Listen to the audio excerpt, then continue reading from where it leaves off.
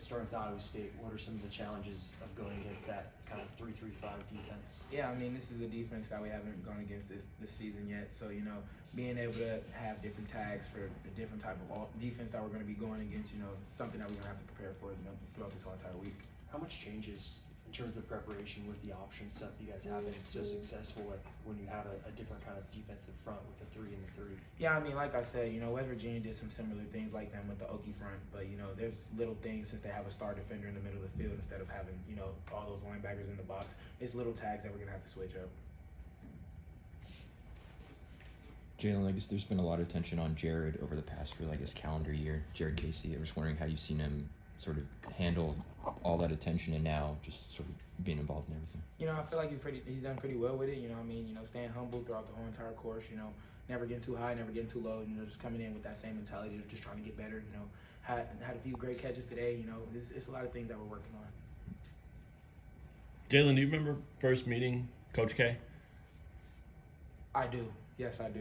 What were your initial thoughts, and how has that relationship grown, and what do you make of what he's doing so far with this offense? Yeah, I mean, I feel like, he's always kept it 100 with, what his offense is going to do. He came in and told us the different variations of the offense that we'll be able to run, and I definitely feel like we've seen every single variation throughout the whole time he's been here. What do you remember about meeting him? I remember how he broke down how his offenses are ran.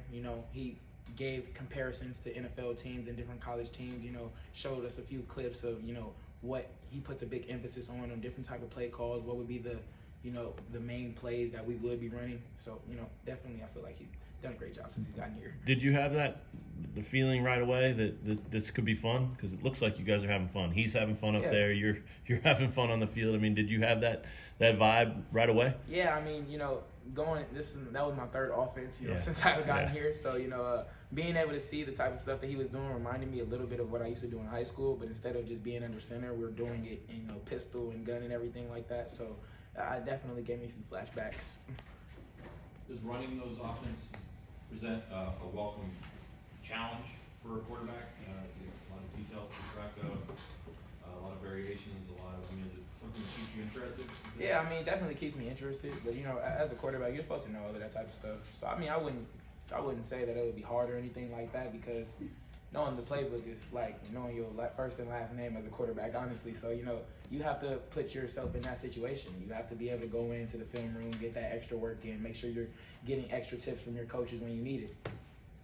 For a piece I'm working on just for a little bit down the road, could you comment on what the meaning of Sam Burt's leadership for the team as you guys kind of turn things around? Yeah, I mean, him being one of those guys on the team, he's been here for a while, and he's been able to see everything change. He's been able to see the ups and downs. So, I feel like he's that level-headed guy who's always going to keep pushing us no matter what it is. And, he's very well-spoken, very soft-spoken when it comes down to things. But when he needs to talk, he's going to speak.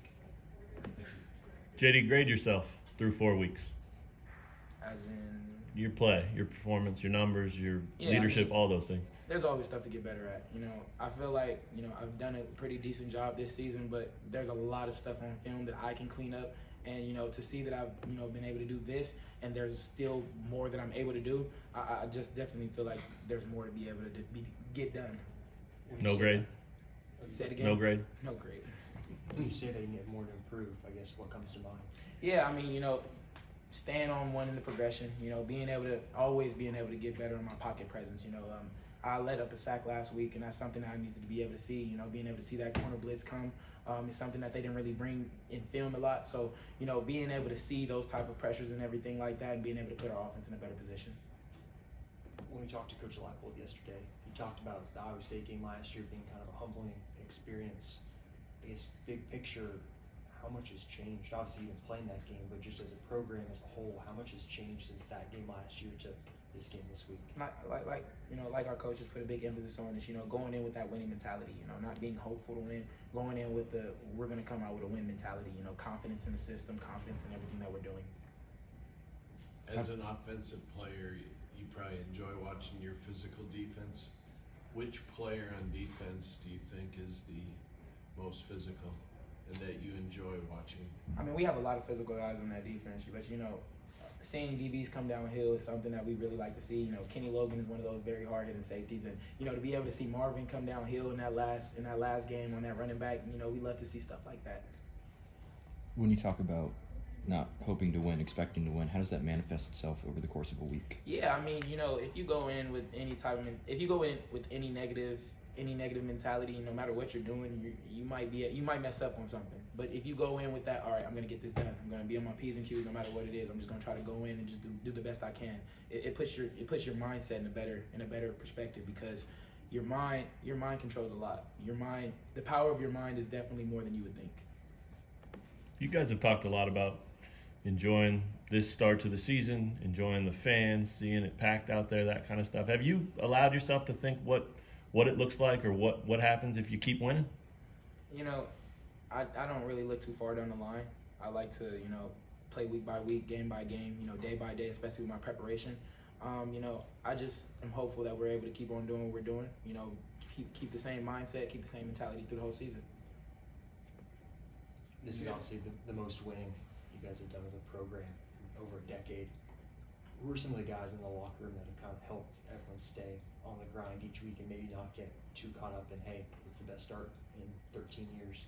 You know, I'd say that we're all pretty much doing that. You know, we know where we came from. You know, there's a lot of guys in that locker room who have been here over the past few seasons, who have been here, you know, for a pretty long time now. And, you know, to be able to see that we're able to do what we're doing now, it definitely humbles us, because we know where we came from. We know we've been the underdogs for most of the season. We've been the underdogs, you know, for these past few years. So, you know, it just puts us in that mindset that we always have a chip on our shoulder no matter what the situation is.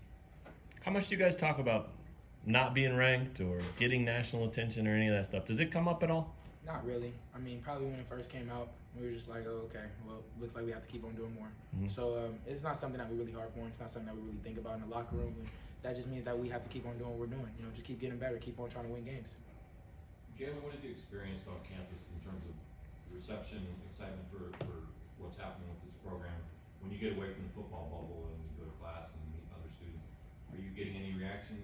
Oh, definitely. I mean, it's definitely a lot more people recognize me when I'm walking on campus now, especially when I'm going to class. But you know, I love that type of thing, because that means that there's a lot of people on campus right now who are excited for what we're doing, and they're just about excited as us. So, you know, we love that type of attention. Hey, Jalon, going into the year, everybody's talking about replacing one, and the receivers, obviously. Just what have you seen from them? You know, I feel like we've been consistent.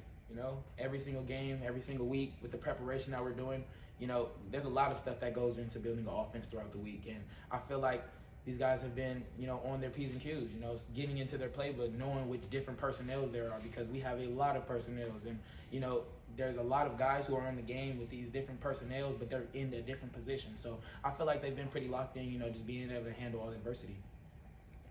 On the topic of the wide receivers, I guess looking at Iowa State and the cornerbacks, do you feel like this is the best kind of cornerback tandem you guys have played against this year? Yeah, I mean, like I said, you know, they have a very well defensive scheme. You know, they have the ability to be able to put their DBs in a lot of good positions, you know, especially with that star safety being in the middle of the field. Like I said, you know, it's not a regular coverage.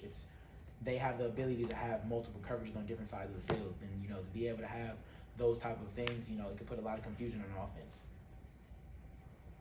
Anything else for Jalon? Thanks, everyone. Thank you. Appreciate it.